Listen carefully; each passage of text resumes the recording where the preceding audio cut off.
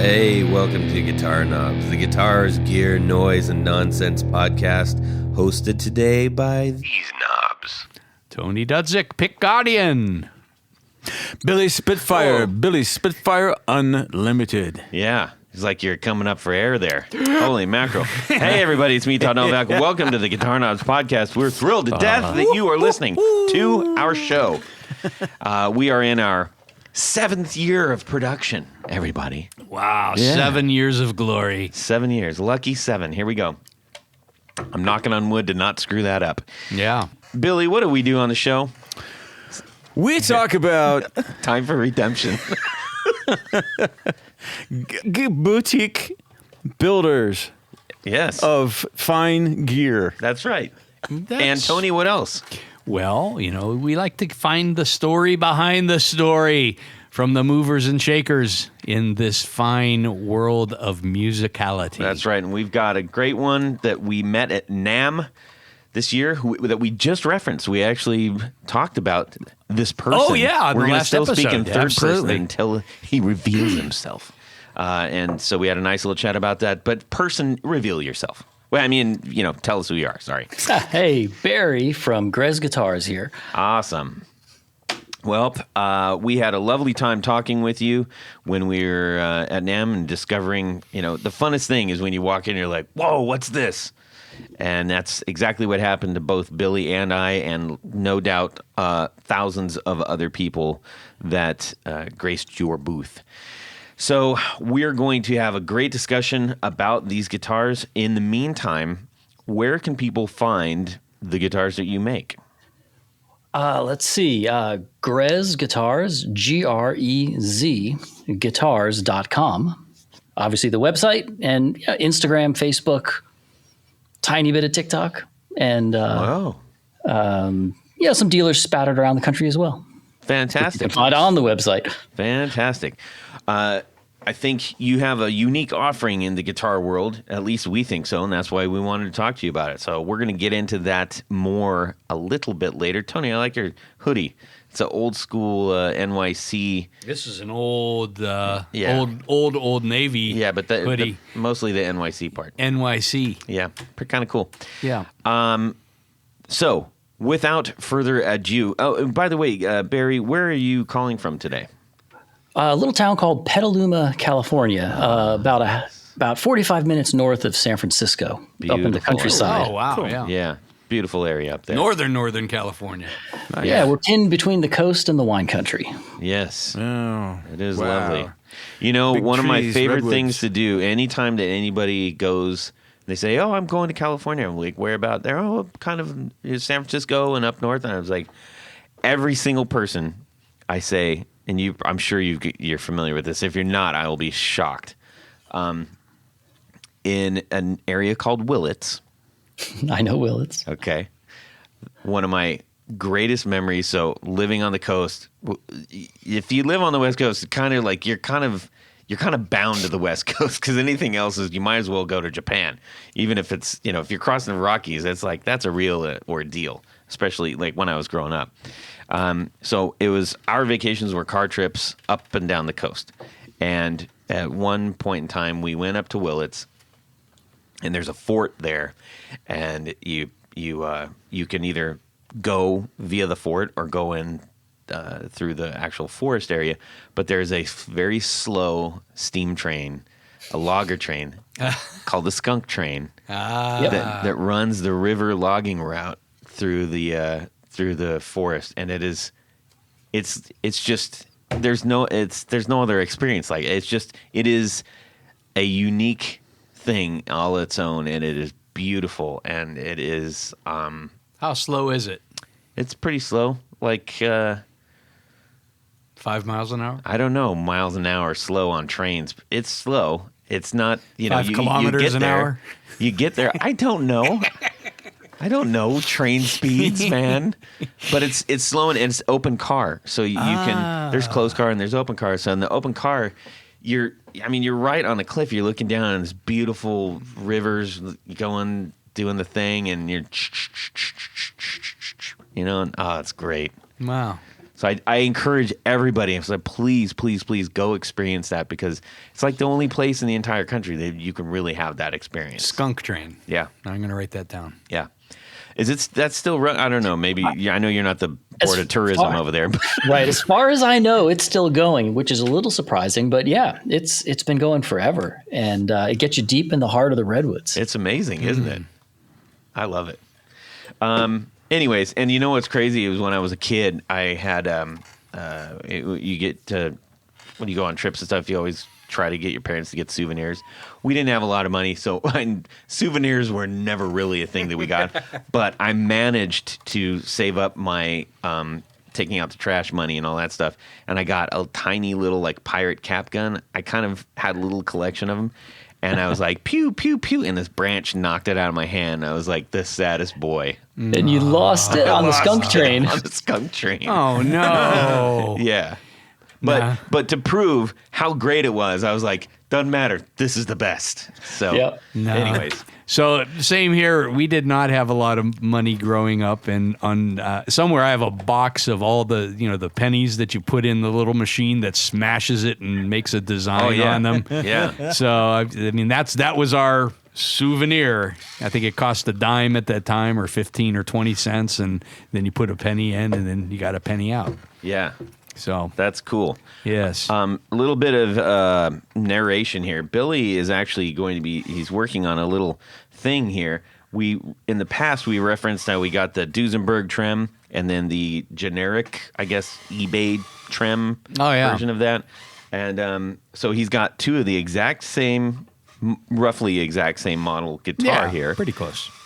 They're both Reverends. And they're both, what model is this, Billy? They're exactly the same model. This is a Charger 290. We've got two Charger 290s here, and he's got a Duesenberg on one, and he's going to put the eBay version on the other one, and we're just going to see which one is better. There's like I guess about a $50 price difference. Mm-hmm. It's not the worst thing in the world to have that price difference, but just chicken, So you'll hear a little bit of background kerfuffle, but bear with us while we're under construction. The mod shop is open. Yeah, Yes. exactly. All right. So, anyways, I wanted to call out. We've got a brand new executive producer. Love it. David Tyndall. We're going with Tyndall. Slightly more weighted A on that one. Would you say? Yeah, because it's a DALL. DAL. Yes. Anyways, as with everybody that signs up, we ask him a couple questions. And David, I'll call him by his actual first name. He's a grown man. He said, I play a lefty American Pro Strat 2. Or a Pro Strat, and with a smiley face because he knows. Right up your alley, Todd. I'm not a Strat guy. But lefty. Oh, yeah. That's one more out there. Yeah. It's not too many. He Stomp XL through a Bugera V22. He said the laughs and team cohesiveness is what basically got him hooked. Yeah. And he says I'm a retired Army that door dashes for capital GAS money. And at first I was like, dude, that's kind of sad. He was like, for gas money. Oh, wait, Gayer Acquisitions. Yeah. Yes, indeed. So he's got the fever. He's got the fever. Anyways, he's, let's see, he was searching for the apps and I felt it was time to return the favor. You guys have brought many hours of joy, laughter, and interviews into my life, probably, maybe. I haven't thought about making up a would you rather. Maybe I will think about it whilst and at the same time. Yes. On my countless hours driving. So thank you, David, for joining our group. We're really excited. Welcome aboard. We'll get some awesome reward package out to you, okay? We need to find out what's going on in our music worlds this week. We're going to start out with the lovely, the wondrous, the bespectacled, and besmirched Tanya Bolonsky sitting across from me, and then we're going to check in with Barry. Yeah, that sounds like a fair plan. Will we talk to Billy, too? We will. Oh, yeah. And then you'll After have Barry. something to talk I'll have about? something, too. Okay, good. I just didn't want to do it all by myself. Yeah, right. Okay, go ahead. So this week, this is gonna be a gripe week because I am just disgusted with the price of paint. Like house paint? No, well, watercolors? I'm talking about the paint I paint? use at the shop. I use Body automotive. paint? I use automotive lacquer, and that's mainly for guards that I cut out of clear, paint? and I shoot. Well, there's some similar things in there that I shoot on the backside, kind of like old Grez guards or Rickenbacker guards and that sort of thing. When I first started doing this, I could get and I do it in small batches, so it's just not worth, doing setting up a spray gun and doing it that way. So I use rattle cans, and that generally works pretty well for me. And when I first started doing this, I could probably get a can of auto touch up for $5 or $6. And then within the last couple years, it was like $10 a can. Still, not great, but not painful. I just went to buy some at an auto parts store, and it's now $15 a can. So I found some through one of the automotive performance stores, and they had a decent price. I think it was like $9 or $10. I said, well, that's better than 15. So I ordered a dozen cans. Well, they said, oh, it's back ordered, and we're expecting it sometime around April 1st. I said, okay, I can wait that long. So, April Fools. yeah, exactly. Thank you, Billy. And so finally I got notice that it shipped today. Now it's May 2nd. And, it's just crazy that paint has gone up this much. And it's not just lacquer. A good friend of mine, Bill Crook from Crook Custom Guitars, uses primarily poly finishes, and the automotive poly that he uses, he says, is about 5 or 6 times as much as it was just a few years ago. So it's just becoming, and I'm sure Barry, the finishes that you do, I'm sure you find that paint is not the bargain that it once was.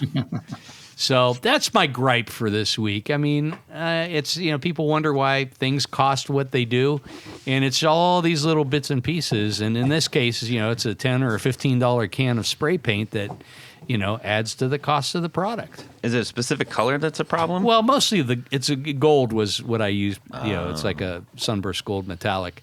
I can get some other good substitutes for a little less money, like black lacquer, white lacquer, silver lacquer. But the gold is the tricky one, and I use a very specific one to match up with vintage guards. Mm-hmm. So Indeed. So there you go. That's my music world this week. Well, and for Barry's edification, can you explain what you do, Tony, and maybe even first timers? Well, Todd, I had actually already talked about that, where I shoot the backside of clear. Yeah. But that's specific to the thing you were talking about. Oh, what I do for a living? Yes. I make custom pick guards. There you go. Great. So I do a lot of Gretchen Guild and Rickenbacker replacements, in addition to other things. And gassed out arch top ones. Oh boy, yeah, the arch top ones. Those are. I've got some in the works right now. Yeah. But and awesome guitars from Valentino's. Oh yes, guards, from what I understand. Yeah, I'm going to have in my memoriam. I'll say in the Wall of Fame, pick guard provider to Todd from the Valentinos. You got to hang my picture in your bathroom. Oh, I can do that. I write in the urinal. Yeah, right. Anyways, Barry, let's hear from you. What's going on in your music world this week? Maybe that doesn't have to do exactly with building guitars. Well, I actually kind of had just a fun experience. Went to see a band 2 nights ago, and some guy comes up to me and recognizes me in the club and is super happy to see me. And it turns out he's maybe a beginning pedal builder. Oh, cool. So he runs out to his car and he gives me one of his pedals to try out. Nice. So I got fantastic. Right? I mean, how cool is that? I go to a club to see a band and come home with a cool germanium boost pedal. Nice. Made by a guy that lives like the next town up. Who was it? Wait, I have to get the name. Hang on. Wait. Okay. It's called Freestone, and he's on Instagram. We'll have to check him out. Yeah, and I'm digging the pedal. It's really cool. And how often does that happen, right? Hey, Yeah. I think I know who you are. Check out my cool pedal. That's kind of a neat So thing. it was really nice. Yeah. I love that. Freestone. All right. Gonna have to check it. That's right. It's Freestone. Freestone, like the peaches. Yep. What? Yep. Freestone peaches. What's a Freestone peach? The pit comes right out. What? You making this up? I I've am never not heard of a making Freestone this. peach in my life. Oh my God! And you have family in Georgia. Well, they didn't. We're not from there. I mean, Well. and Georgia peaches aren't even good. Peaches aren't even from Georgia. That's just a marketing thing. Anyways, it's true. It's Look true. it up. Freestone peach. Freestone peach. It's 100% true. You can cut the peach right on the crack. Yeah. And cut it open and twist it, and the pit comes right out. Yeah. That's amazing. You have me. I'm all lathered up about these peaches. And then you take the pits out, and then you grill them. Yeah. Put them on your grill, Oh, okay. Yeah. and then serve them up with ice cream. The pits. No, the peaches. Oh my God! Barbecuing a pit No, you barbecue the peach. in the pit. Not the pit goes in the trash. No, a barbecue pit. You could use a barbecue pit or a grill. Your choice. Yeah, bad. Who's on first? Anyways, Billy is hard at work, and we're all gonna go and check out Freestone. Make sure we do that. Aside from all this nonsensory you just heard, Billy. Did we catch you at a bad time? No, you caught me at a perfect time, Todd. Perfect. Here's why. Here's my guitar week. Yes. I am doing a little experiment on what was known one time in the 70s as Les Trem, L-E-S space T-R-E-M, Les Trem. And it was a tremolo designed for a Les Paul with a stop tailpiece. Okay. And it had a little spring-loaded thing that you would kind of like stick onto the guitar, and then had a little Bar. little whammy, you know. And it worked tremendously. And I don't know why they stopped making them, or I don't know. They were just really hard to find. And then finally, maybe 10, 12 years ago, Duesenberg came up with a version of the Les Trem. Yeah. And it's a wondrous to be device. specific, it's not L-E Trem. It's the spelling is LES. L-E-S. Yeah. Like less Trem. Les Trem, yeah. But yeah. it's not. I'd Yeah. like more trim myself. I know. So anyway, what I'm doing, I install those Duesenberg tremolos on. You have a whole box of them here. Oh my It's God! crazy. I've put them on like a dozen or more guitars. Yeah. And I love it. And it gives you the tremolo. It's almost like a Bigsby feeling, and it's simple to install. And Put it on any stop you tail can put guitar. on anything, any stop tail piece guitar. And it doesn't. It's not destructive. Not destructive. You can take it back off, and there's no holes, there's no drilling, there's no nothing like that. Yeah. Do they come with US and metric? Well, Screws? good systems, yes. The Duesenbergs come with two different post styles. Yeah. And the one's metrics, one's American fretting. And also several little washers that you can use to build up Okay. height, so you can get all the right angles. Yeah. You know, to mate up with your particular. But the one that you're putting in today Yeah. is like I mentioned at the beginning here. That's the eBay one that I got. It's a generic eBay one. Yeah. That was about half like a the Chinese cost made or of something. the Duesenberg, which the Duesenberg is also manufactured by a company called Goldo, Goldo. Okay. Yeah, so they're if you they're, find a they're the Goldo same, one, yeah, it's, they're the you same know, thing. yeah. They're the same thing, just a But different name. those come from France. I believe. Yeah, I they're believe all that's shipped from correct. France. I believe that's correct. Just like the original late. Yeah. Le Goldo. Yeah.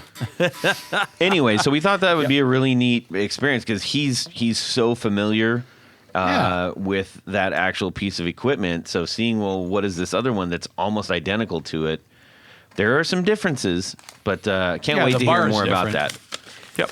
No, the base plate is really the big one. Oh, is it really? Yeah, because the generic one has a larger footprint. Not huge, but larger for Okay. sure. Specifically in the rear portion of that, on the Duesenberg, it's sort of just a subtle curve. Like a boomerang. Right. So it's a single piece. Yeah. And it almost like if you took your stop tail and it was just bent a little bit. Okay. This one has a plate that sits underneath that it has actually a little bit of like well, A triangular shape. Barry, you're kind of an engineer. Like it posts out to like almost a triangular shape for better stability. So I guess if you're like pulling it back, it's less likely to upend because it's got more of a lengthy footprint on the actual thing. Sure. That's the best response you could have possibly given. Yes. What he said. Yeah, what I said. I'm not going to try to re-explain. Don't worry about it. It's fine. All right, Todd, what's going on in your music world this week? So I was recently talking about the Fender pedal board that I got. I was Yes. really excited about it. It's super. They thought of all the great things about a pedal board and made it cheap, and I really like it. I ordered the in and out jack for that, so they have the holes already pre-drilled. Oh, so yeah. You can put the solderless. So I said it right. You said it. The solderless Nice. in and out jacks. Yeah. So those came to those buggers are expensive. Yeah. Those are $20 a piece. Yeah. The heck? That's like a third of the board. But when you think about it, it's like one long cable. I mean, it's all self-contained. That doesn't help me with the I know. money. Anyways, Just print your own. That's more what I do. importantly, one of the reasons I got the board was because I needed a little bit more real estate, not lengthwise to put necessarily more pedals, but I was using this JHS switchback, which allows me to. It's just like a single click looper, essentially. So I can go, I can go with drive stack 1 or drive stack 2, so that I Gotcha. don't have to tippy toe all over the place. In the front, I like the idea of like, hey, I'd really like to be able to switch in and out of fuzz from my actual stack and not have to undo the stack to do that. And so now I'm trying to find the right fuzz to go with the sound, which is, I thought I knew what it was, and now I've got cables and pedals all over the floor. Well, then you've got it. A half dozen fuzzes, don't you? Well, it's a process, Tony. You got to plug it in. You got to play it. You got to go, is this good? I don't know. Do I like it? Maybe. Okay. And then I have to say, what if I do this one? And then you forget how the other one sounds. So, anyways, I'm in the midst of doing that, and it's making me go, well, maybe there's other ones I should be considering out there that I don't have. Yeah, the trap, the gas trap. They've got you. Yes, They got your number. And so that's what I've been up to. But it's exciting. It's fun. This stuff is so much fun. Like can I think of a better time of my time spent than just sitting around on the floor with a pile of pedals going, what does this one do? I think I could You probably think find so? some better things to do. I don't know. But Yeah, hey, that's you, Todd. Yes, that is me. Barry, do you like futz around with the gear like that? Do you get deep into it? I don't. The busier I get making guitars, the less I actually play them. So Like it's pizza. kind of it's an unfortunate situation, but it's just the way it is. Yeah. Well, fortune favors the people that are committed to it. That's what they really meant to say back then. Whatever Caesar said that. Okay, Tony, Yes, Todd. you know what I need to put all these pedals and stuff together. I know exactly what you need. What? You need some Tour Gear Design patch cables. That is absolutely correct. And I a have bunch some of on them. the way. And a bunch of them. Oh, good. You did make an order. Yeah, I did, and I got specific lengths too to supplement the crazy lengths that I already have. Nice. So, did you remember that after you load up your cart and go to your checkout, there's a place for a coupon code? I absolutely did. Did you put in the guitar knobs? I did. So you saved an additional 10%. I did. Wow. And it's Wait a minute. What site was that located on? tourgeardesigns.com. Okay. Yep, go and do that. And in fact, I also got wind, the great Dr. No sent me a note. Hey, I just ordered my Tour Gear Design patch cables to set up Alan Johannes's board. So, hey, nice. if it's good enough for Dr. No and Alan Johannes and me, Yeah, especially you. you should go check them out too. So thanks so much to the guys at Tour Gear for sponsoring our 4 on the Floor. Go ahead, Tony.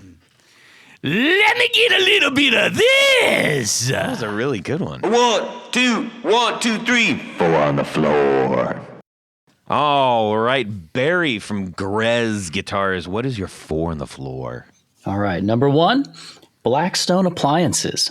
Ooh. Kind of an overdrive pedal with 2 stages and some EQ capability. So you can kind of set it to be flatter or more mid-forward. You can kind of set one side to be like always on and just a little, and one side to be, really going for it.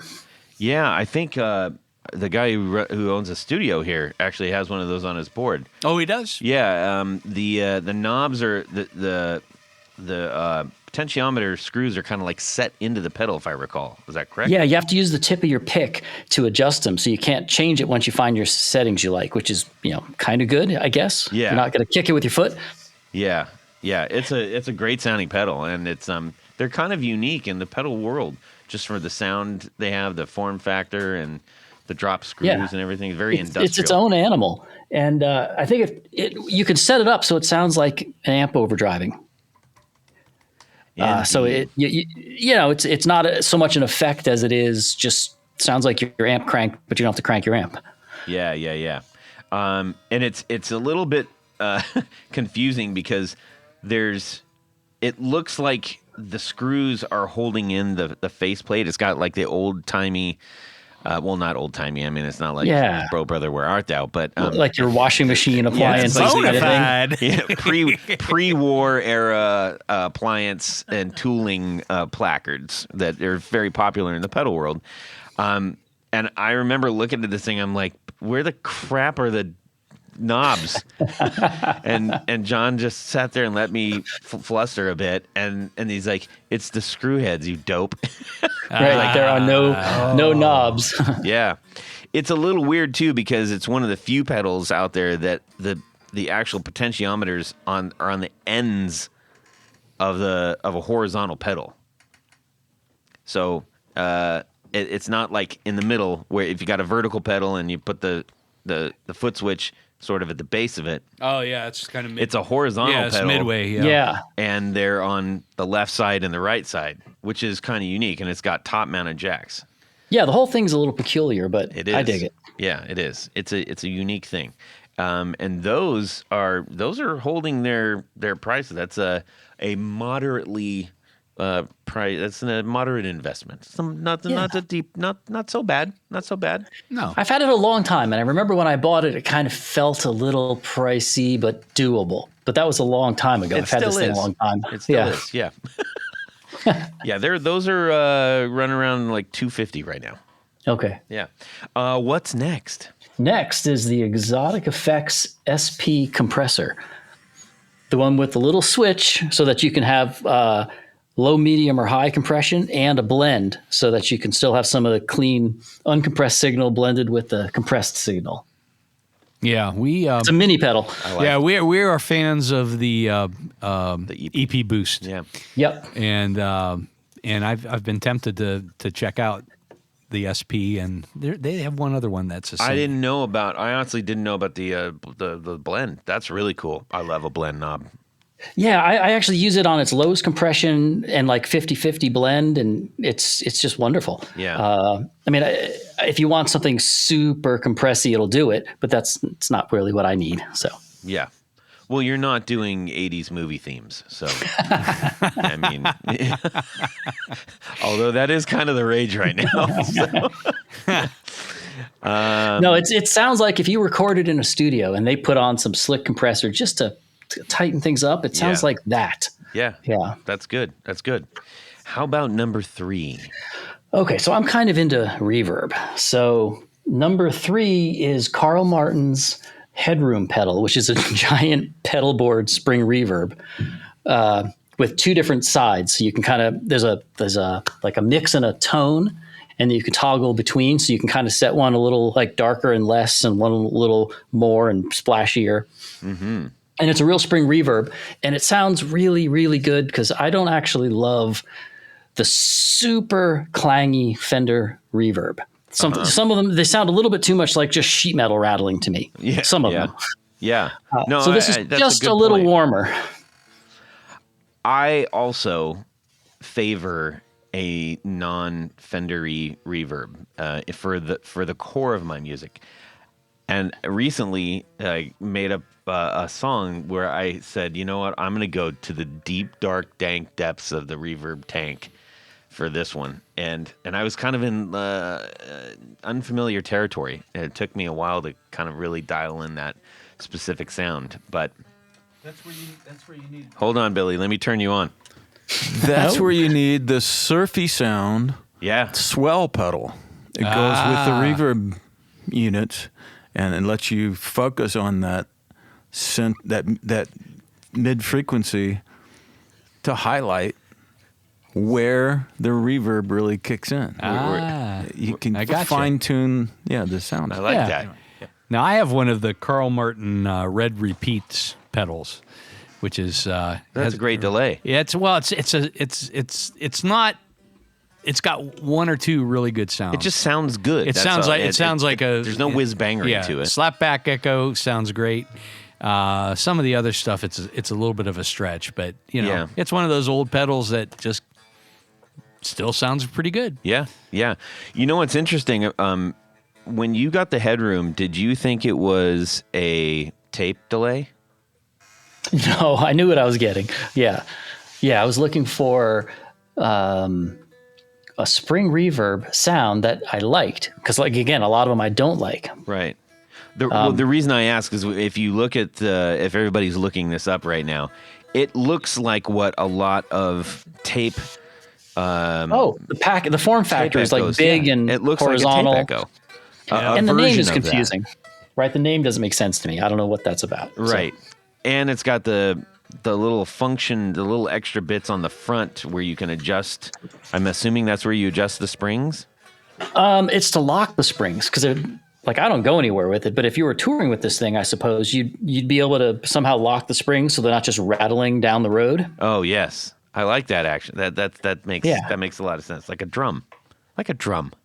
Yeah. The bottom of a drum. For all of you guitar players, there's a thing on the bottom of a drum that makes it sound like a snare, but rattling around. You're like, stop rattling around if you're just talking, and then you lock it. Drummers, go check them out. Anyways, guys that like to hang out with musicians. Yeah, check it out. There's these drummers. Anyways, let's go to number 4. By the way, let's see how much.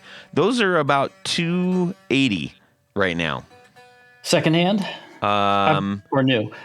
No. From Carl Martin, it looks like.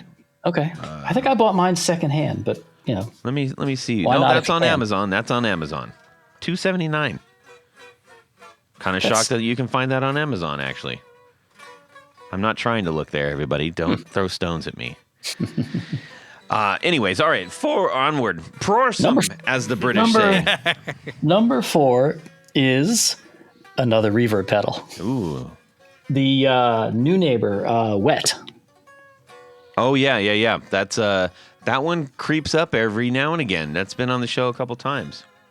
Yeah, and I like them in tandem because I can set the New Neighbor to be kind of dark with very little pre-delay, so it just makes the sound more just bigger and fatter, and then it goes away and you're left with the spring tails, which is really cool.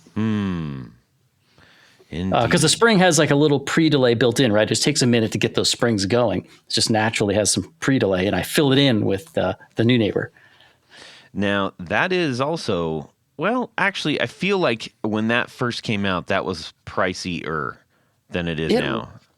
It was a little pricier back then. I mean, I've probably had it for, I don't know, 8 years, right? Maybe something like that. It's been around here a long time, because he didn't have quite the offering that he has now. Like back then, there were like 2 or 3 pedals maybe from him. Right. I think the one that the Immerse kind of put him in the like, oh, well, okay, that's the Immerse and the Iconoclast. Those were the two that kind of were out roughly at the same time, I believe, and they were very European and very precision and very like that's expensive. But you knew it was going to do the thing. It's kind of weird. It's like, am I doing it? Am I saying it right? Am I way off? You can tell me. You can tell me, Barry. What? Am I like the description of what? Yeah. Oh, well, yeah. I mean, I think I don't know the other ones, the Immerse and the I went for the wet because it's stereo or mono, and it's a real stereo, right? It isn't just some simple little algorithm, and it is, I think, like almost again like studio quality. Like I guess I really like good sounding reverbs, and this thing sounds like a serious piece of gear. Yeah, and that's kind of where I was going with the form factors. Like at the time, all the boutique guys were coming out, and it was all about like crazy graphics and goofy knobs and all the things that can do like a million things, and their offerings were like adult pedals. It's just like it's like an Audi or something. Yeah. There's just a quality to it. Like I would have friends that are like really good studio engineers come over and they'd listen to it and they'd smile. They're like, "Oh, that's a good sounding reverb," right? And these are guys who know what good sounding reverb sounds like. Sure. Yeah. If the people who are recording stuff say, "Woo, that's good," you got a winner. All right. Well, this has been great fun learning about your pedal delights over there. And we got a couple ones that we don't really have on very often, and a couple of new ones, I think. So that was really fun. Just out of curiosity, Barry, what kind of music do you tend to play yourself? I would say regular old rock and roll. Nothing too genre specific. Yeah. Okay. Let me tickle that a little bit more. Let's say tickets and living or dead doesn't matter. What are your top 3 shows that you would want to go to this year? Oh, if I could just pick anybody. Anything. Yeah, anybody, anytime. Whoa. You got front row. That is too hard. Oh my gosh. Well, that's why I gave you 3. You can do it. All right. You got to bear with me. Let's see. How about something non-guitar related? Sure. This isn't going on your LinkedIn, so it'll be fine. Like I've never seen Elton John. Oh, yeah.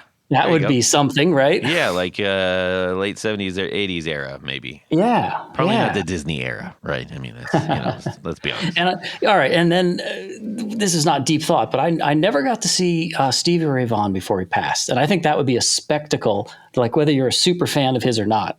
Just the prowess, like to see him. Some of the videos I've seen of him playing live is just intense. That would be cool. That would be super cool. Dipping into the dead category. Okay. One more, huh?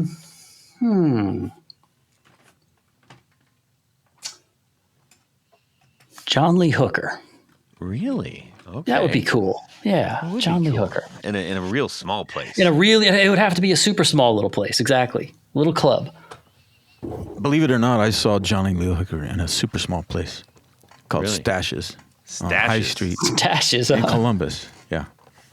It was really cool. Neato. Yeah. So great one. I love that. Was it I'm like on a your page, Grez. Was it like a sleeper thing, like where the place wasn't full up, or was it like people were out the door?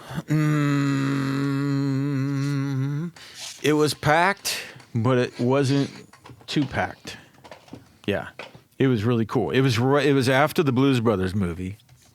So it would have been like maybe 85, 86, something like that. Yeah. You know? So people knew who he was by that time. Yeah. Again. Again. You know? Probably for like the third time. Yeah. Because Right. there was the Stones gave him a little bit of extra life there too. Exactly. Fantastic. Well, that's a really nice spread. Nobody can argue with that. That's fantastic. I like that. Thank you, Barry. That helps us know you a little bit more, right? Yeah. All right, and one more. What? Somebody's making a sandwich for you. What kind of sandwich is that going to be right now? Don't think too hard. What is it? It's a Reuben. Well, okay. nice. See, we're getting to know Barry here. This is great. John Lee What Hooker. meat? I love it. Oh, I get those two the confused. Polish guy is getting riled up here. Meat. Right, so it's normally either Corned beef or corned pastrami. beef or pastrami. But there are some questionable Reubens that use turkey. Why would you do that? That's just That a turkey doesn't even sandwich make with salad sense. dressing. Yeah. And sauerkraut. No. So I guess it's corned beef or pastrami. It's kind of, yeah. I'm not so expert to know which is better. Yeah, just a good Reuben, Do you like pepper? Pepper, like salt and pepper. Yeah. like a pepper cured one. Yeah. Well, Sure, absolutely. Because Yeah. pastrami has a big coat of pepper on it. Yeah, I think anything with peppercorns on the outside is probably good with me. All right. yeah. Ooh, all right. You got a pastrami Reuben heading your way. Rye, or Well, you got to have rye. Well, of course it's rye. I mean, you would think that, but people mess around with these things. Now, seedless or seeded? Oh, seeded Yeah. for sure. Seedless is so much better. Now what? Yeah. What seeds on rye bread? I'm confused. Caraway Right. seeds. Caraway. Oh, okay. Yeah. Yeah, gotta have it. I don't like caraway seeds. Dark rye, dark rye. None of this light rye stuff. How about the marble rye? Okay, We'll I'll settle meet you in the I middle. just bought a loaf of mock rye at the farmer's market, Amazing. gluten free, but it has the caraway seeds. I like that. I like and that. a little bit of chocolate. That's weird. Yeah, it is weird. So It is you're weird. weird. Well, that's I mean, how you make- how do you make rye without rye? Well, I mean, I don't know. that's pumpernickel. Pumpernickel has cocoa in it. Yeah. That's There you what go. makes it dark brown. Yes, and nickel. On this week's bread podcast. Okay, so hey, listen, we've got. All right. Billy, can you hand me the Grez real quick here? Oh, jeez. Okay. Ladies and gentlemen, we have a very special instrument here. Barry was so kind to send this guitar to us, and we're going to have to get it on its way to the next person who gets to be bedazzled by this thing. So we've got this beautiful black, light as a feather. It is so crazy picking this thing up, seeing how light it is. And what is the model on this one? Tell us all about what we have here. It's a Mendocino. Okay, Mendocino County. I'm assuming that's Yep, and the town of Mendocino, yeah.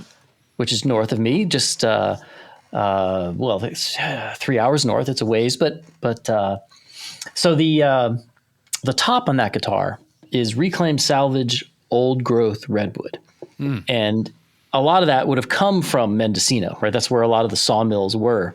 So that's where the name comes from, right? It's named for the place where the wood comes from. Yeah. Wow. And then the top of that, what's the body of the guitar made of? The body is a one-piece Honduran mahogany, and so is the neck. So it's a big chunk of mahogany that's hollowed out into a semi-hollow. Right. And then the Honduran is lighter than the African mahogany. Isn't that what you were saying, Tony? Yeah, African mahogany typically Yeah, is pretty super heavy. Yeah, that's what I got. And that's kind of a misnomer because it's known as African mahogany, but it's a completely different species. Okay. Well, all right. We'll bypass that altogether. We could just generalize. It's mahogany. Yeah, it's mahogany. That's okay. We don't have to get too specific. So mahogany neck, mahogany body, super hollow with a redwood top. Nice. Now it's super hollow, but is it like two big giant swimming pools, or is it like, did you do a fancy routing like jigsaw puzzle? No, it's kind of like two big swimming pools, I guess you could say. Because as the instrument gets small, and this is a pretty small guitar, it's hard to get it to want to resonate. It's about the size of a Red Special, don't you think? Maybe. Yeah, I mean it's in the roundabout, so we can kind of wrap our heads around the people that Yeah, can't see it Les right now. Paul-ish. It might be shorter, but the same lower bouts. But it's in that neighborhood, right? It's not a giant instrument. It's the thing. like a Gretsch jet. Little Gretsch jet. Yeah. I think it Special. looks like I think it's a lot like the old Silvertone 1420 Stratotone. Oh, the 1420. Yeah. Yeah, some of the old Silvertones. I mean, if we want to talk about the influence of it, Yeah, it's let's aesthetic. do that. Yeah, right. There's Silvertones. There's you were saying Hagstrom earlier, but it's not Hagstrom. The club. A Hofner. Hofner, thank you. The Hofner there you Club go. Oh, yeah. has a similar kind of vibe to it. Totally. And then there was a Dan Electro model that had let me think. I think it was of course it wasn't real wood, right? But it was some kind of veneer. Masonite. Yeah, but it looked like a walnut top with cream knobs. Oh yeah, the convertible. Yeah, there's a particular color scheme though. Yeah, it's like fake wood top. I've got one. Okay. And I just love the way that looked. I've never owned one, but Yeah. you can kind of see like the whole Went to wood. music around the other day. Yeah. Did you? Yeah. Oh yeah. So one of the amazing things about this, you pick it up, you go, holy mackerel, this might be the lightest guitar that's one of the lightest guitars you'll ever pick up. But it doesn't feel, sometimes light can feel cheap. This does not in any way, shape, or form feel cheap at all. Like, you sometimes you get like Dan Electros and stuff, and you're like, yeah, okay. But this... Well, I guess there's a difference between being light and being stiff, right? And that's something that kind of comes from the acoustic guitar world is, the materials need to be stiff and light, not just light and floppy. Yeah. Well, there's a lot of like Japanese guitars and stuff that are like pretty lightweight, and you're like, this just doesn't feel like it's gonna, like it was got the right stuff to it. But this, contrary not to only that, is it light, it balances so incredibly well. Yeah, there's not a neck dive on it, which is kind of remarkable. Like help us understand that. Well, that's a little bit of a pet peeve of mine, right? Because I feel like as a designer, as a product designer, whether you're designing a guitar or whatever, if you design a guitar that has neck dive, well, then you weren't done designing it. Why did you stop and go to market? You weren't done. If it's neck diving, your design's wrong still. So keep working on it.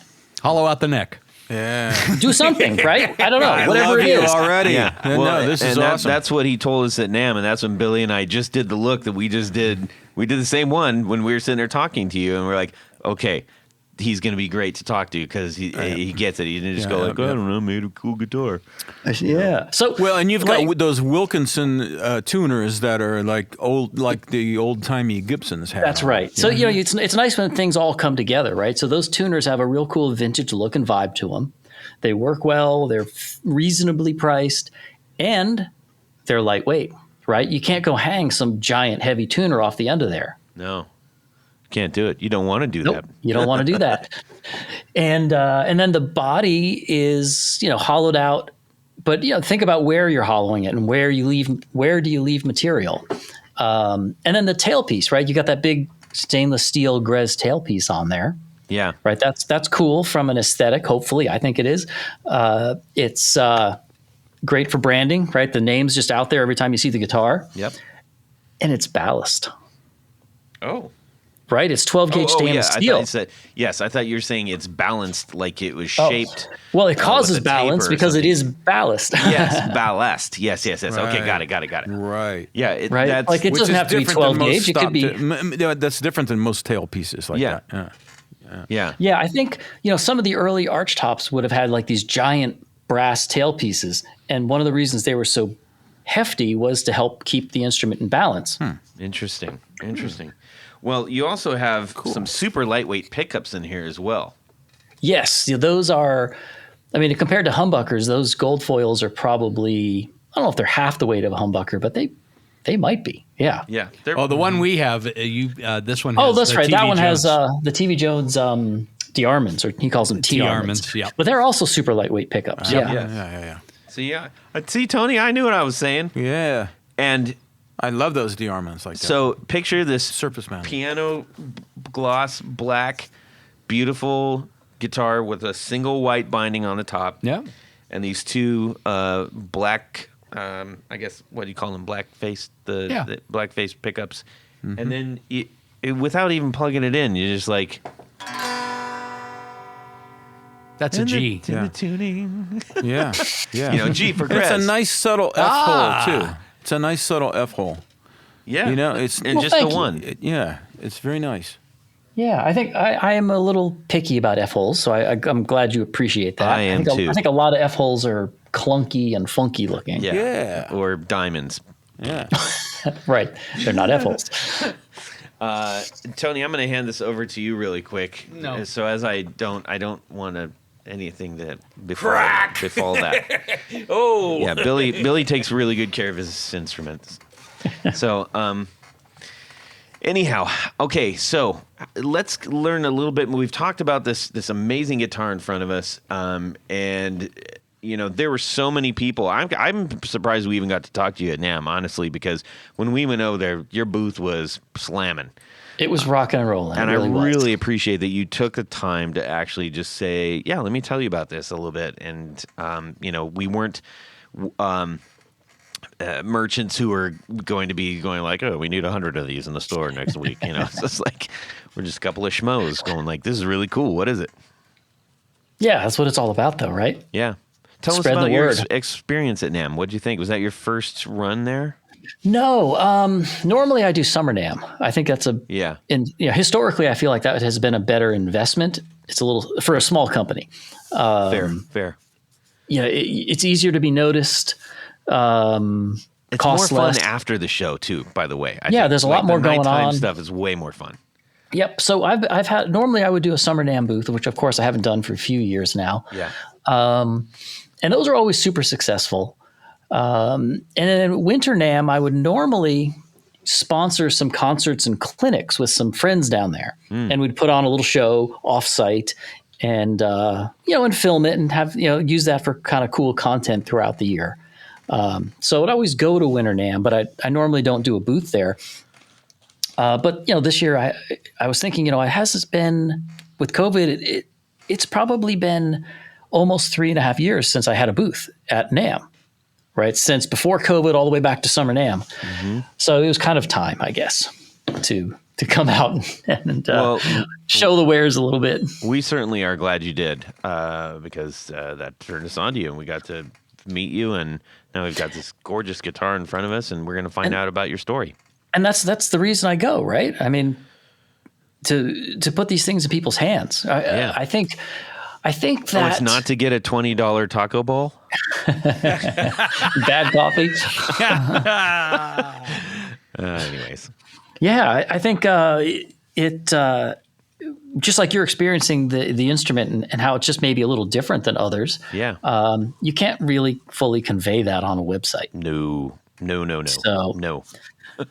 So once in a while, you got to get out and put it in people's hands. And the show was great for that. The booth was super busy.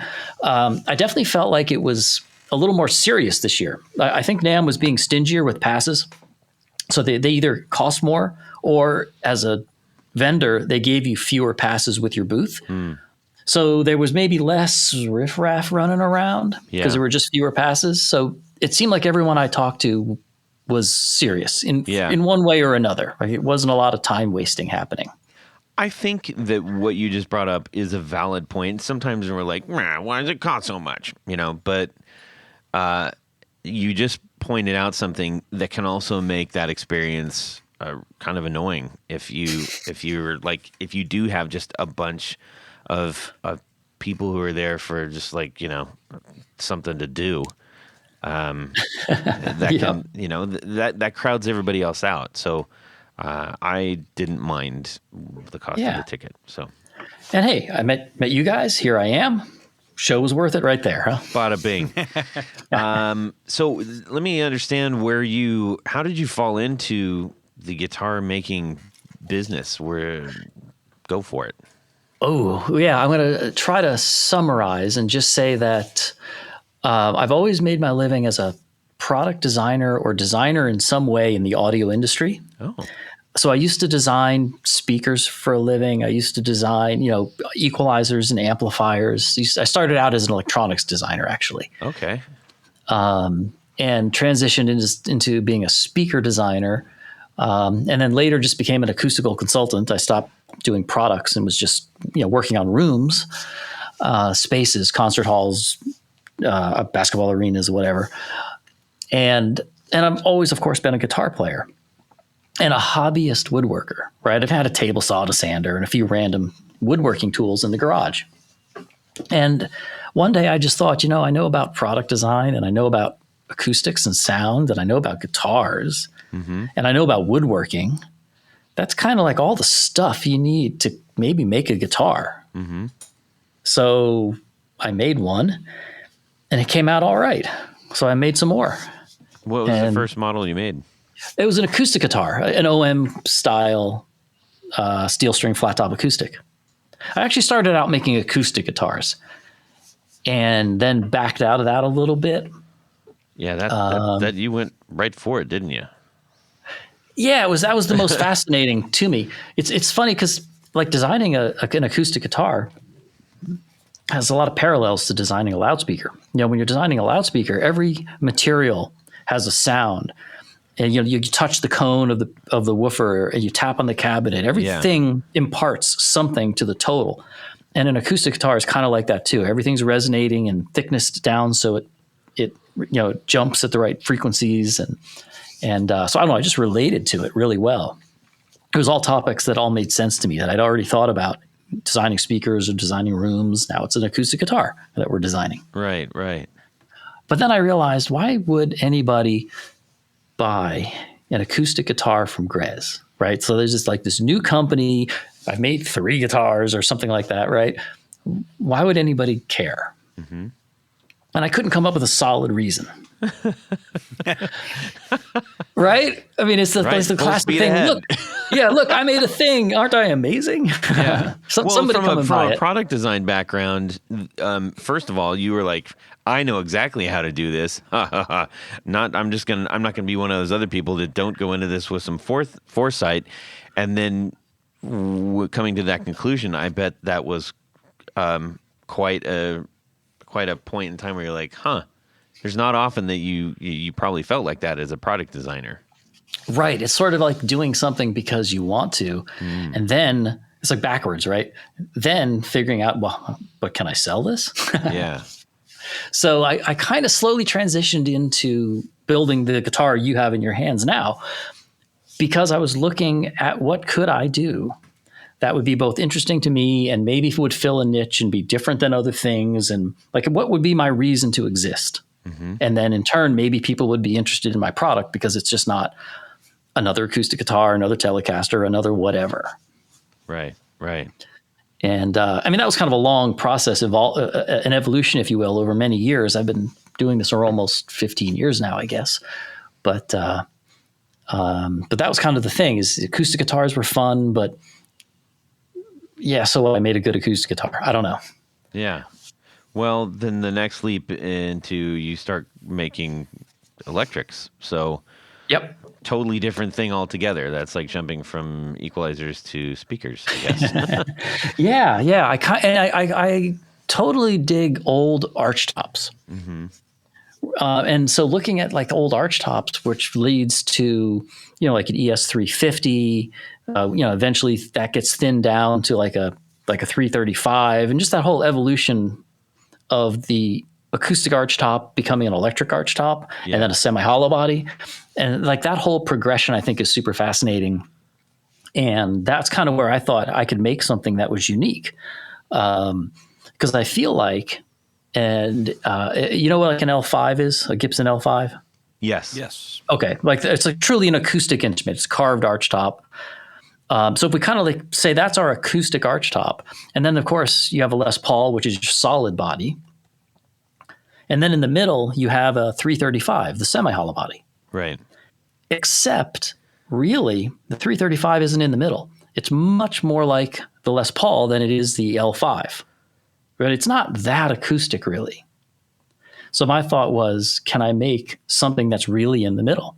Can I make something that's much more acoustic, but still an electric guitar? And that's kind of the path that eventually led to what you have there, right? It's small, it's light, it's comfortable, but it does this, what is, for its size, a pretty giant acoustic voice, which does something to the electronic sound too, of course. Right. There's a familiarity to it that doesn't feel like you're playing something that is either archaic feeling. Sometimes if you pick up like especially like an older jazz guitar,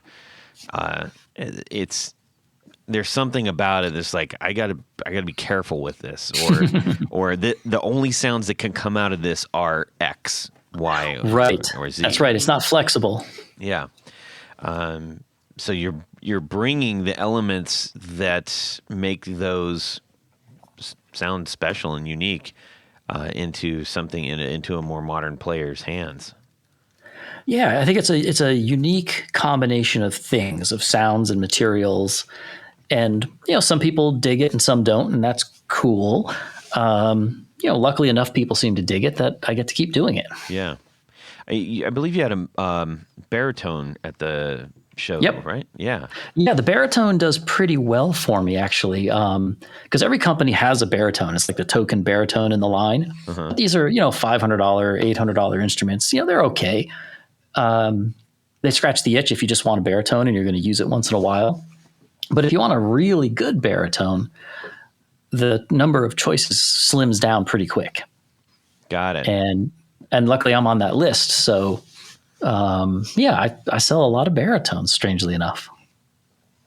That's cool. I wonder if it is every region has sort of musicality that kind of defines it up towards your way. Is there a big need for baritones? I realize you sell them all over the country, but no, as a matter of fact, where I live is rural enough that I would starve if I tried to make a living off of the local market. Yeah. I mean, I do sell guitars in the San Francisco Bay Area and in the local market, but I'm not looked at the numbers. It's probably 5% of my sales. Okay. So it's not really a regional thing. These are being sold. There's the interwebs. People are buying them all over the country and all over the world. Yeah. Where are you getting some of your, we said something that feels familiar. There are familiarities about your stylings. Talk to us about some of the things that gave you influences. Mm-hmm. Well, construction-wise, I feel like if you go all the way back to what some would consider the first modern electric guitar, which is the Bigsby Merle Travis guitar from 1949, I think. Right.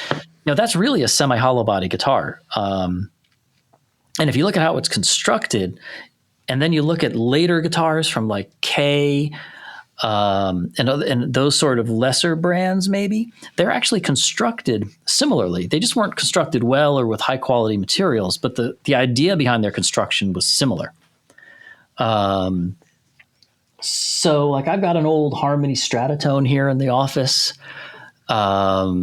That is in some ways like a Mendocino. It's hollow. It's got a spruce top instead of redwood, but same kind of idea. It has gold foils on it.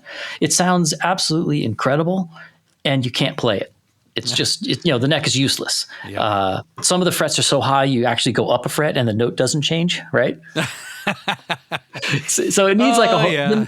Yes. To start from scratch on those. It's a start from scratch, exactly. So, but the sound is stellar. Yeah.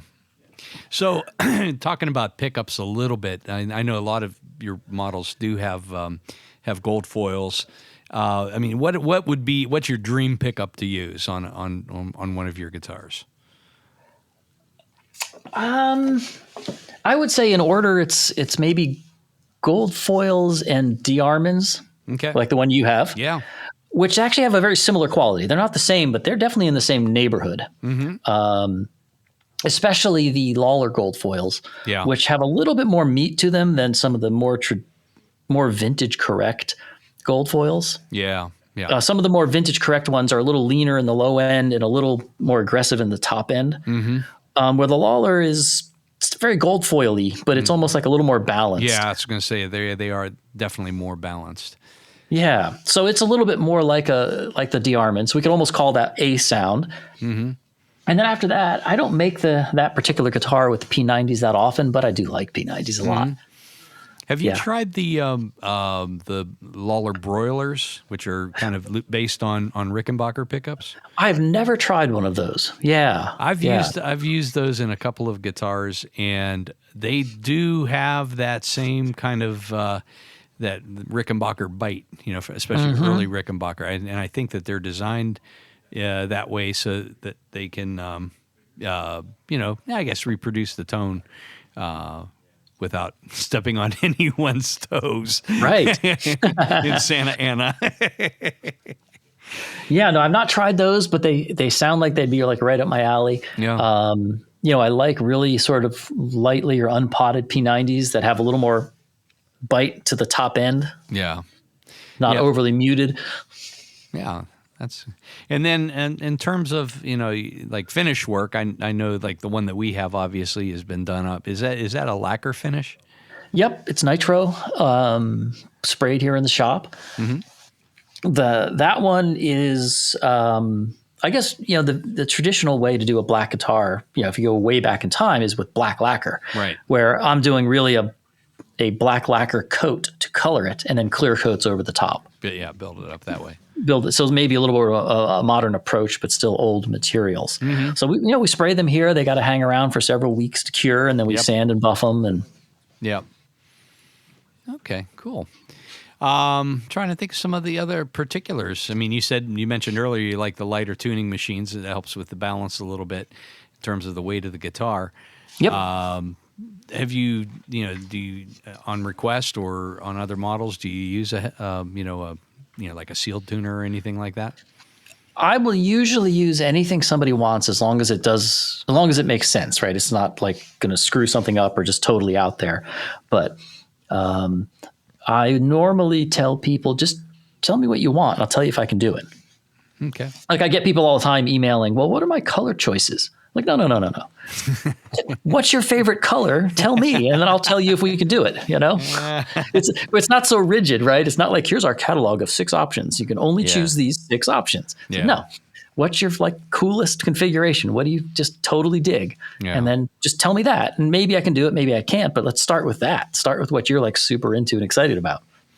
Yeah, and I think one of the really cool things that from reading the information on your website, and that is the use of the reclaimed redwood, and I think that it makes sense in terms of being ecologically responsible, and it does kind of have a tone of its own. I mean that it really plays into the equation.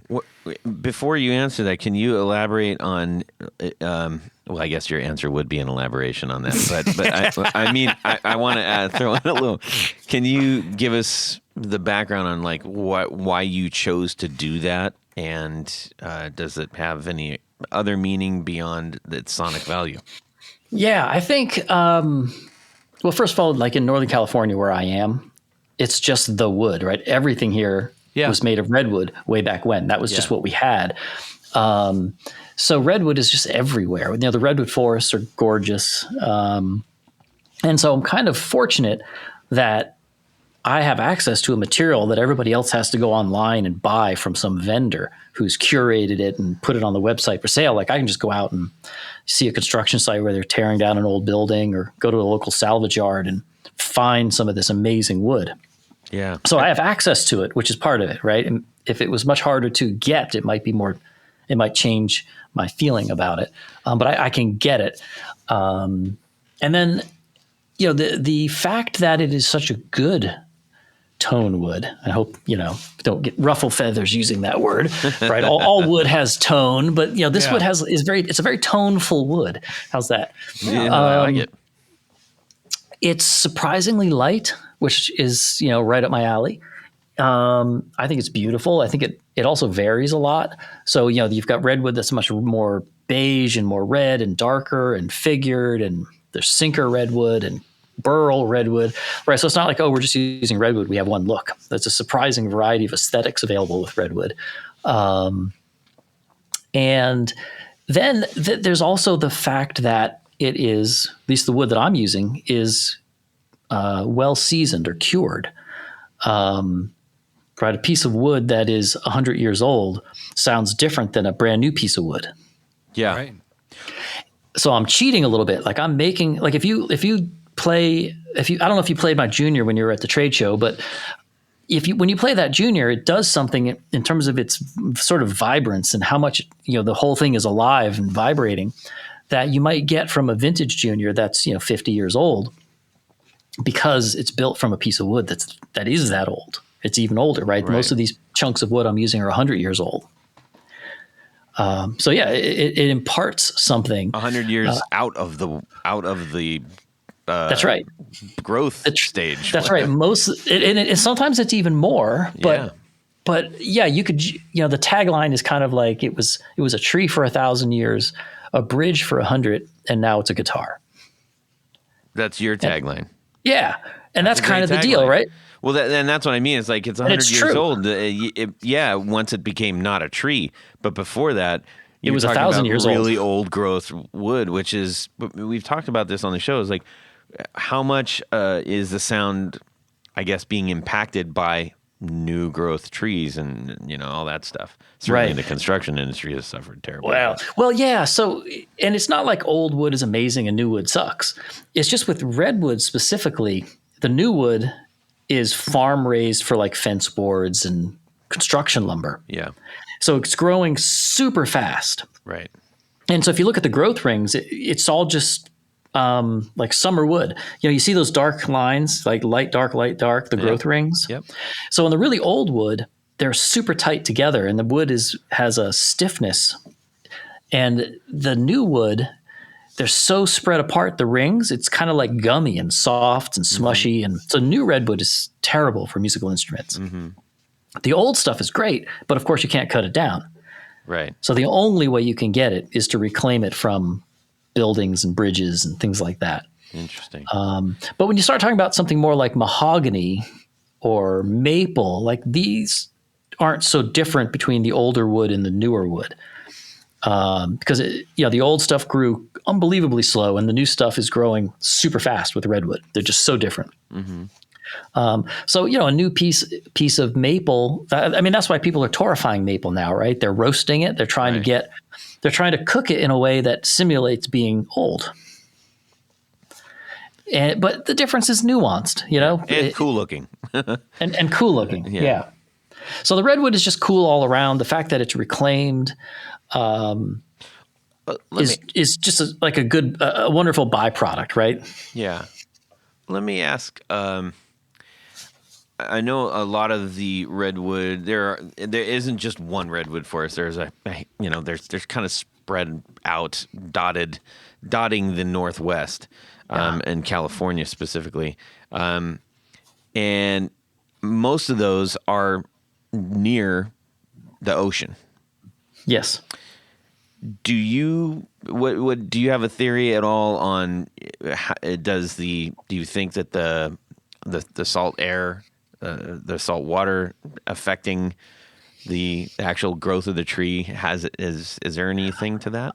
I don't know if it's the salt specifically kind of stunting the growth, or because some of it is inland enough that it's not super heavily sprayed with salt. Yeah. But I do think it's the competition for light, right? The old growth forests, if you're walking around there on the forest floor, it's pretty dark down there. It is. Right? Yeah. These trees really block out the light. Mm-hmm.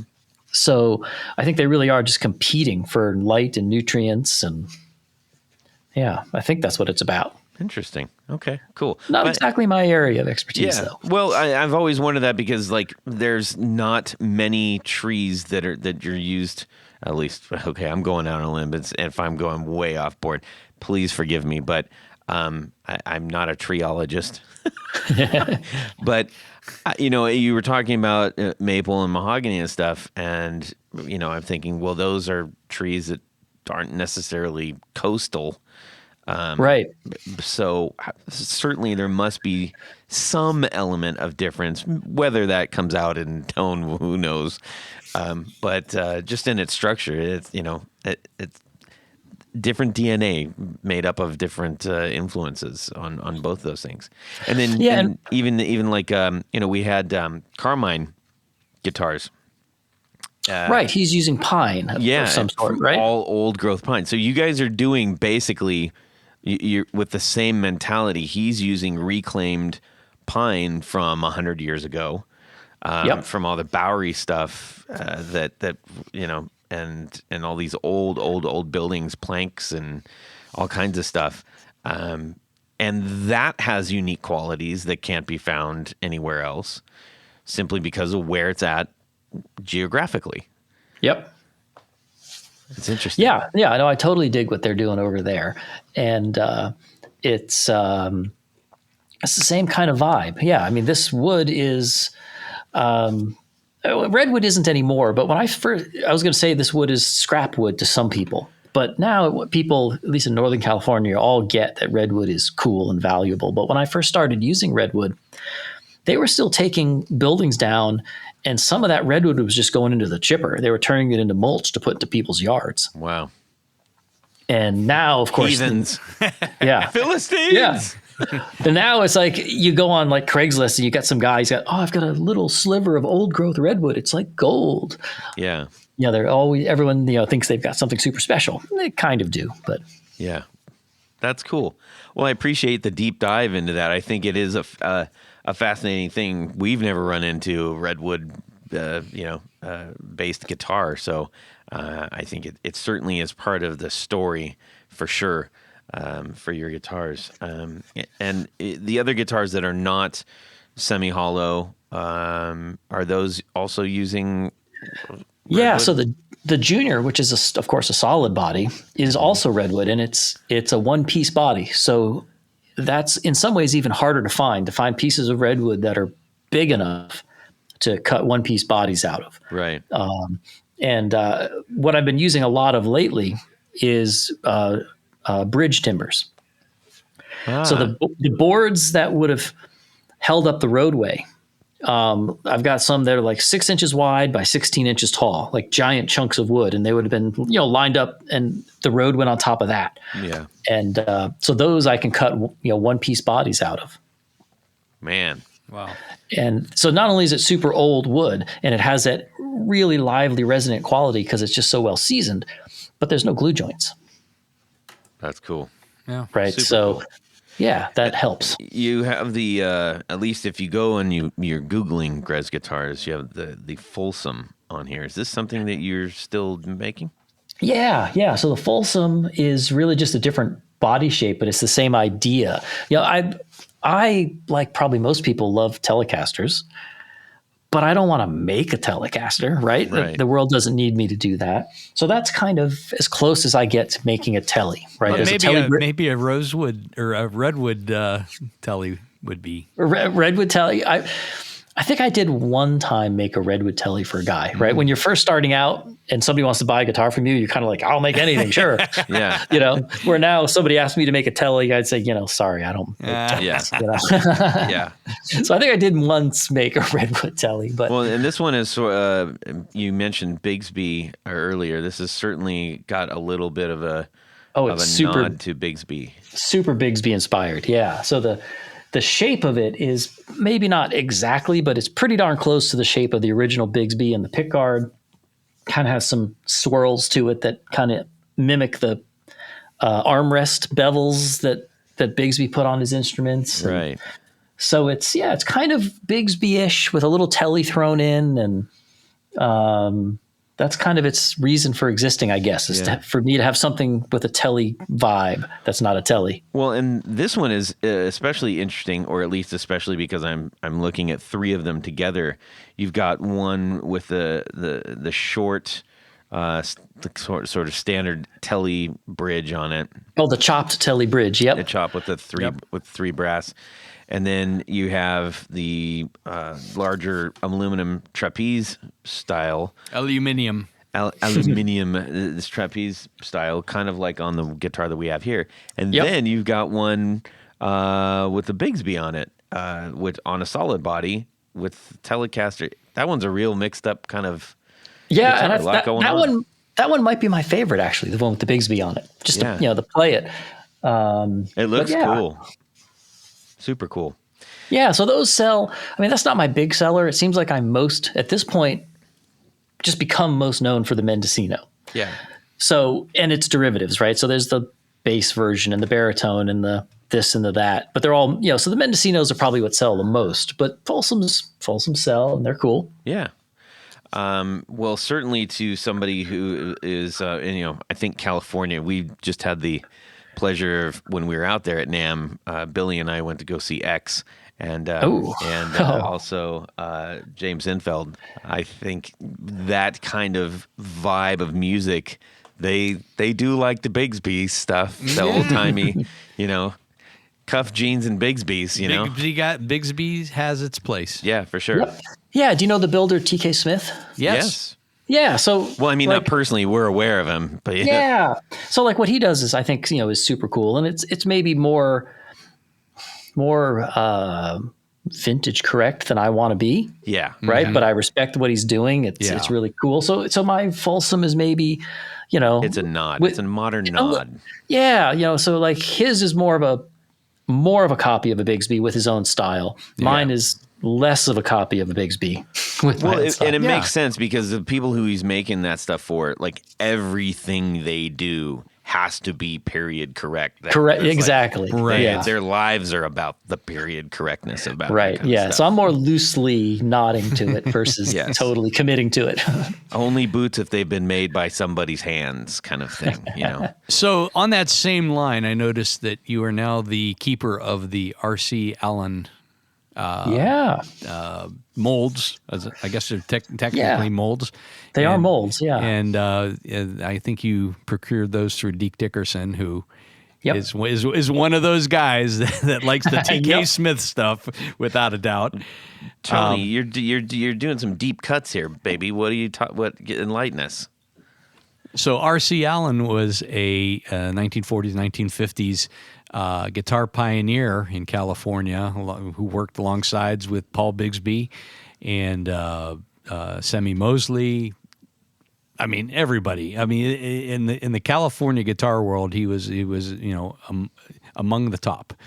And he in reading some of the info on Barry's site, I saw that he is now the keeper of the R.C. Allen molds. So can you give us a little more detail on those? Yeah. So R.C. he was a guitar builder for so long. He built all kinds of things over the course of his career. He built banjos and acoustic guitars and just tons of things. But what I have are his molds for making arch tops. Mm-hmm. So I actually am able to hand laminate arched plates. So like a 335 or a Gibson ES5, right? That's actually you might call it a plywood guitar. But plywood's kind of a coarse term. You're taking veneers and putting them in a form with some glue and creating arch tops. And so I do build on a custom basis arch tops for folks. And it's most of the people who want them kind of dig the fact that you can get a custom made arch top by somebody like me for almost factory arch top prices. I mean, not to say that I'm selling these cheap, but some of the custom shop prices are getting pretty stiff these days. Mm-hmm. And these have a kind of a unique sound. And to the people who knew who R.C. Allen was, it's cool to be able to get something made from his tooling. And so, the instruments themselves, there's various sizes, 15-inch, 16, 17, even 18-inch arch tops that I have molds for. And these are kind of in the neighborhood of like a Gretsch 6120 or a Gibson 175. I mean, none of them are exactly those instruments, but that's the kind of thing that I can make from these molds. And I probably build 4 or 5 of those a year on a custom basis. Wow, that's impressive. I was going to say 1 or 2 a year would probably be a pretty major undertaking. Yeah, I probably don't build any more than like 6 custom guitars a year. Like, I mean, fully custom, like a steel string flat top acoustic or a nylon string acoustic or an arch top guitar. So super custom stuff. And then the rest of it is more of the standard stuff, like highly customized, but standard, right? Like I can make a Mendocino in 8 weeks, and we can change the color and we can do the binding and we can make the neck fatter or skinnier, whatever you want, 8 weeks, pretty much reliably. But these custom things like the arch tops are like a 1.5 year waiting list. Wow. Because although I have help in the shop, I don't have help on those, right? They're kind of too custom. So those are just made by me.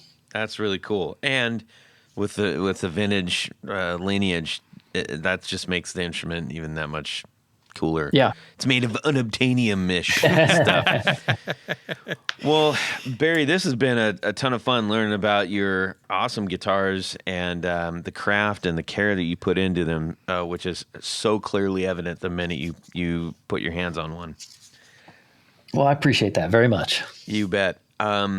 We are going to transition now into the beloved much section beloved of our show. Unless you're trying to come up with one. Yeah. Hey, and everybody's like, what are they always moaning about coming up with a would you rather? This is the 316th, well, maybe not 316th, but pretty dang close to that. Would you rather? So help us out. Yeah, send us some in. Because we don't want to get tired and dusty. We want to keep it fresh. Yeah, and we got a couple people helping us out all the time, but we need to give them a break too. Absolutely. So Todd, as you alluded to, we've come to the part of the show. Everyone's favorite part of the show. Yes. Everyone writes in droves about how much they love this part of the show. It's a little game we like to play. Think the Christmas Story A+. A+. A+.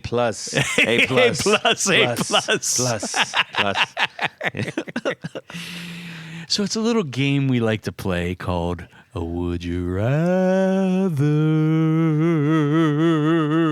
Yes. I think you either go flat on purpose or you just, that's your jam. Anyways, go ahead. Yeah, little pitchy dog. Yeah. So this week's Would You Rather, this is a combination Would You Rather history lesson. Because just recently, in fact, yesterday, the world's record for number of guitarists in one place was set. It was led by Steve Vai and my personal favorite, Michelangelo Battio, in Poland, of all places. And they had 7,968 guitar players playing the Jimi Hendrix version of Hey Joe. Oh, I thought you were going to say putting in a light bulb. Well, yeah. How many guitars does it take to change a light bulb? Yeah. 7,968, apparently. Yeah. So that was kind of a cool thing. And, maybe next year there'll be 7,969. Yeah. So let me give you a little history on Hey Joe. Because everyone thinks it was a Hendrix song, right? I don't think it was. Well, I'm glad you don't, Todd, because you'd be dead wrong. Yeah, no, actually, I did hear some about this. Joe was a real person. Well, I'm not even, it might very well be. It stems from, in 1962, the song was copyrighted by an American singer-songwriter in England called Billy Roberts. in 1965-66, Tim Rose was playing his version of Hey Joe in New York City. Yeah. And even before Hendrix recorded it, the He band was doing it Rat Pack style, though, right? Yeah, probably. Hey, Joe, where you going with that? Well, gun no, in your hand? Hendrix version is slower than most of the other versions. Like there were the Safaris recorded it before Hendrix did. Love, the band, recorded it. The Byrds did a version of it before Hendrix recorded it. And so apparently in around 65, 66, Jimmy was hanging out at Cafe Wah in I've Greenwich. been there. Yeah, I've been there too, in Greenwich Village. And he heard Tim Rose do this song, and he started doing it. He was, at that time, in 1966, it was Jimmy James and the Blue Flames. Yeah. So here's your Would You Rather. A genie magically appears. Ah, the old genie. And the genie has a time machine. The purple genie. Yes. The big purple genie. Big purple genie. With the turban. With the fez. Yes. Yes. No fez. He doesn't wear this genie wears the Big turban turban. Yeah, with the okay. big ruby in the middle. Gotcha. So he appears and says, "You look like a decent guitar player." And I say, "Well, okay, yeah, maybe." Or you Yeah. might be saying, "Yeah, of course I am. right. Of course I am. Of course I Don't am." insult me." He says, "I'm going to give you one of two wishes. Grant you Okay. one of two wishes. The first is I'm going to send you to Poland, and you can play. And Steve Vai's going to call you up on stage, so you and Steve and Michelangelo Badio, who has the two neck guitars. Jeez, that thing. Yes, that's the one. You're going to play on stage with them, leading this almost nearly 8,000 guitar players Yes. playing Hey Joe. What's option C? Or I can send you back to 1966. Uh-huh. And you're going to be in Cafe Wah listening to Tim Rose play his version. But who's going to walk in and stand right next to you? Jimmy James, a.k.a. Jimi Hendrix. So those are your two choices. You could be on stage with Shred Central, setting the new world record, or you could be back in 1966 and finding the same song, listening to the same song that Jimi Hendrix would later re-record. Okay, so you kind of have a Super Bowl moment, kind of. Super Bowl moment, yeah. By You're on 3, you're setting the world record. yeah, In front of thousands, nay, millions. yeah. Well, okay, Whoever watched it. yes, I Yeah. watched it. Yeah. Or And in the company of truly a fantastic guitar player, Steve yes, Vai. and Michelangelo Yeah, Badio. but mostly Steve Vai. Anyways, go ahead. Or Yeah. you're in a rather intimate setting Yeah. at Cafe Wah Yeah. with a question mark, Yeah. and you're standing there listening to this strange version of Hey Joe that you don't really recognize. Yes. Because it hadn't been made yet. But Jimmy James walks in. Yeah. So what's it going to be, boy? Okay. Well, we start with you, Tanya. So go ahead. I guess I have to put my other hat on. Hold Yes. on. I think. Oh man, see, I love going to Poland. That's what this is really about. When I was in Warsaw, I need or a- not in Warsaw, in Krakow. We met these college students and ended up going back to their dorm. And on the way there was a 24-hour He'll find his way back, Barry. It's cool. 24-hour pierogi house. 24 hours, and you could get Maybe not. you can get a dozen pierogi for, I think the equivalent was like $3 or $4. You only need one pierogi because everyone tastes exactly the same. Oh no! All pierogies. contraire, Pierre. So that was that. I mean, it's Pierogies and Michael Patio. Really? That's what you're giving me. no. I think I'm going to go back in time. And back in the 66. Yes. And just to be able to rub shoulders with Jimmy James, I think would be extremely cool. So as much as I love going to Poland and setting world records, I think But mostly going to Poland, yeah, apparently. Okay. All right. That's what I'm going I got with. you loud and clear. All right, Barry. Yeah, without hesitation, going back in time. Poland sounds awesome, but not with 7,000 guitar players. nearly 8,000.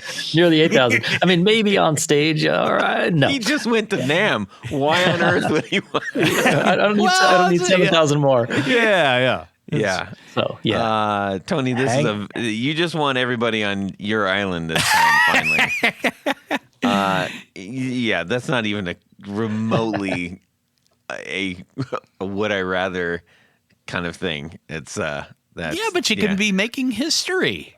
But I wouldn't be making history. Steve Vai is making history. Well, but you're standing right next to Steve. Yeah, but I'm just getting whipped in the face by his coattail things that are flying around, and I don't, being poked in the head with Badio's crazy guitar. I have nope. That's a big hard negative for me. Oh, okay. Yeah, man. I'll just sit in Cafe One and snap and that's cool. be cool, man. baby. Hey, Joe, where you going with that gun in your hand? Anyways, all right. So that was a moderately entertaining one. Thank you, Tony. I just wanted to add a little color. It wasn't the best Would You Rather of all time, but but it got us through it. It got us to the next one. But you saw the imagery. I did. I was there with you. You could imagine it. Yes, looking for somewhere different to eat. So, Barry, we need to say thanks to a handful of people, and then we'll get you on your way. How about that? I'll sit tight. Perfect. That's right, Todd, because at this point of the show, Yes, there's a special group of people we love to thank. These are our executive producers. Now, what's an executive producer? Well, an executive producer makes this show possible. How do you become one? Go over to pickguardian.com. No, later you can go there. But first go to patreon.com/the Guitar Knobs. Check out a couple different levels in which you can participate. Become a sponsor, a patron of this very podcast. Each level comes with some very nice thank you gifts. But as an executive producer, there's one more thing. Jared, what is that? you get to have your name written on the thing. Nicely done, Todd. I don't think Jared would be upset with you for doing that. Oh, no, he wouldn't. So that's what I'm going to do right now. Read these fine sponsors, patrons of the podcast. That's right. Moon Guitars, Vader and Pedals, John Halverson, Rick Calhoun, Trevor Gunberg, Elad Mizrahi, Mac D, Richard Kendall, Mark Garton, Matt Hart, James White, Justin Jones, Anthony Gemalero, Bill Gola Guitars, John Esterly, Anthony Lathrop, Stefan Lamb, Michael Senchuk, Ken Sayers, Doug Christ, Darren Gregory, Tom Brazen, Rusty Sneeden, Ralph Gottschalk, Don Kloss, Gregory Randall, Brett Hogarth, Eric Hemmer, Stuart George, Michael Furman, James Bell, James Romer, Cameron Pampas, and this week, a new executive producer, David Tyndall. Indeed. Welcome Yes. aboard. You are in very good company, my friend. Yes, that is 100% true. Todd. Yes. Todd. There's another Okay. group of executive producers. We like to call them our grand poobahs. These fine folks get a fez to wear upon their heads whilst listening to the podcast, and at at the same time. So, special thanks to these grand poobahs: Tommy Manasco, Ricardo Iguereda, David Kaminga, Brandon Wound Pickups, Hex Matos, Michio Murakishi, Bob Crouch, Jack Cadian, Sam Jett, Tyler Rhines, LSJ Music Company, John Williams, James Pennington, Adam Johnson, Steve Keys, Cody Foster, Science of Sound, Brian Robison, Jonathan Jerusik, Corey Nigro, Michael Van Zant, Tim Nowak, Jonathan Daly, Martin Cliff, Sean S. David Poe, Billy Spitfire Unlimited, Congregation Gear Demos, Paul Van Eppinger, Scott Sullivan, and Great Lakes Guitar Pickups. Indeed. Thank Indeed. you. Thank you. We really do appreciate that. and we got some really nice things thrown our way for the 7th year kind of thing that we did, and honestly, guys, we can't do this without you. We would not be here without your help. Truly, we love doing it, but there are things that just allow us to keep doing this. Yes. So, that being said, we need to say a humongous thank you to Barry, Grez Guitars. Thank you, Barry, for joining our show and enlightening us about these amazing instruments you make and the stories behind it. Oh, thanks, guys. Where can people go to get these said things? GrezGuitars.com. Perfect. Tony, Yes. where can people get a fancy pickguard? Well, after you go to patreon.com, head over to pickguardian.com Yes. and check out some of the things that I do. There's some things you can buy right there on the site, but by and large, I do custom work. So shoot me an email. Let me know what you're trying to do. And who knows? I might have a suggestion for you. I guarantee you will. Billy had to slip out. He's got some family stuff going on. So unfortunately, he didn't get to finish our show with us. But you can shoot me an email, Todd at theguitarknobs.com, or DM me on Instagram at guitarknobs. We'd love to hear from you. Tell us what you think of the show. Share your would you rather so you don't have to listen to Polish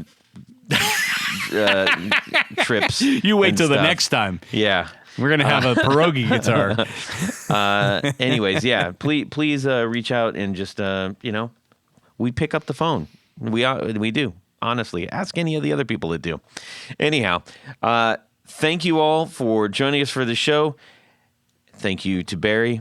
Have a fantastic guitar week and subscribe. Yeah. Wait, what are you talking about? The new collection. Well, you got to know better than to try to get Billy mid-turn. You had me in the moment, Tony. Billy is the exception to the exception. I don't know what you're talking about. The enchilada. Damn it. Yes. All right. We're doing some happy fun times here. Say hi, Tony. Hi, Tony. Perfect. Hey. So Billy, who you met at the show with me, he was the one who looked lost a lot. In Guitarland, there are never enough distractions, eh? Barry. Batty. I love Barry. Yeah. I mean, come on, heard of guys. this, It's but the I've way not we seen have to it. do these things. It's business. Yeah. I'm building. This show is about builders of Yeah. boutique things. That's true. and That's true. unique things. And Unique modifications. You must have- I'm in the unique modifications department. Did you listen to the last podcast? He finally found out what we do.